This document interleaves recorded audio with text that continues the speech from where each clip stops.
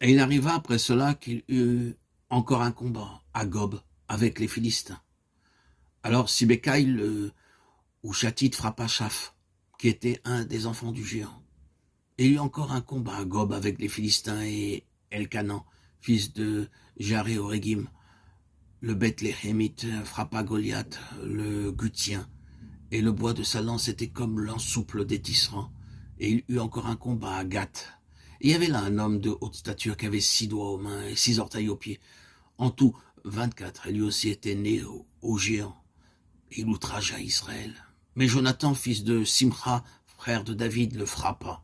Ces 4 étaient nés au géant à Gath et tombèrent par la main de David et par la main de ses serviteurs. 2 Samuel 21, 18, 22.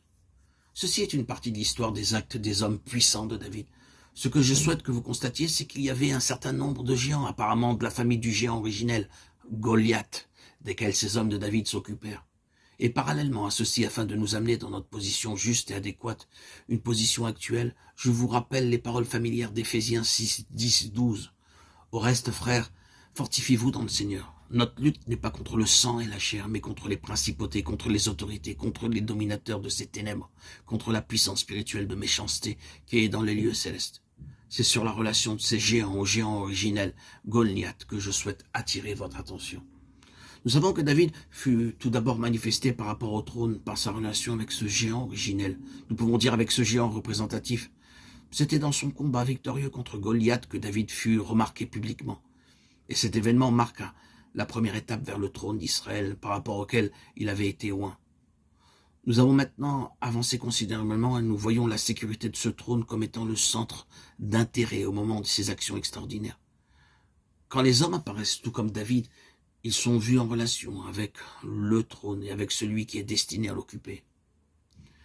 Mais le mouvement va de ce qui est personnel vers ce qui est corporatif. Dans le cas de David, c'était personnel.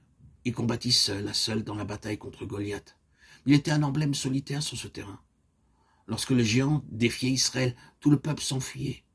Mais David avança seul, acceptant ce défi afin d'y répondre.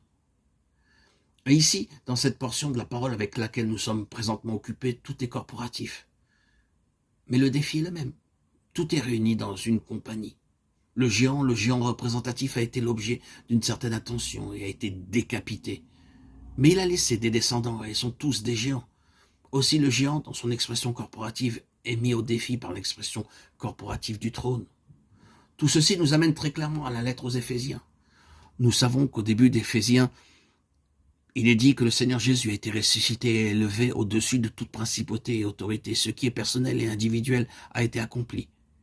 Mais à la fin d'Éphésiens, l'Assemblée est vue exactement dans la même relation. La question du trône menacé par les géants, principautés, autorités, les dominateurs de ces ténèbres, les puissants dans les lieux célestes, aussi par les troupes des esprits malins, moins importants, s'agitant tout autour.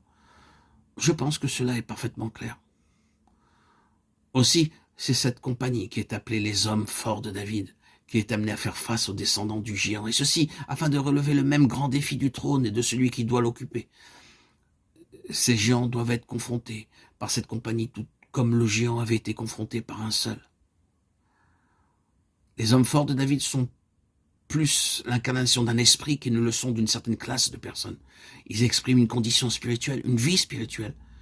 Dans Éphésiens, c'est l'esprit.